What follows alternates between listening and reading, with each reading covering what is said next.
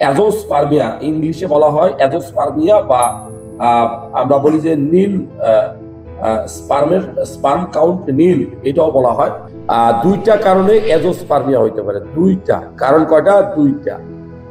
দুইটা কারণে অ্যাজোস্পার্মিয়া হইতে পারে। নাম্বার ওয়ান, যে অবস্ট্রাকটিভ, আর একটা হলো নন অবস্ট্রাকটিভ, অথবা বাংলায় যদি বলি যে যেখানে শুক্রাণু তৈরি হওয়ার কথা, যেখানে শুক্রাণু তৈরি হওয়ার কথা সেখানে শুক্রাণু তৈরি হচ্ছে না। আরেকটা মানে টেস্টিসে বা অন্ডকোষে শুক্রাণু তৈরি হওয়ার কথা সেখানে তৈরি হচ্ছে না, এটা একটা কারণ। আরেকটা, শুক্রাণু তৈরি হচ্ছে, ইচ্ছা মতো তৈরি হচ্ছে, মিলিয়ন মিলিয়ন, কিন্তু যে রাস্তায় আসার কথা, আমি আবার বলছি, যে রাস্তায় শুক্রাণুটা বের হয়ে আসার কথা সেই রাস্তাটা ব্লকেজ, বন্ধ হয়ে গেছে, কোনো কারণে ব্লক হয়েছে।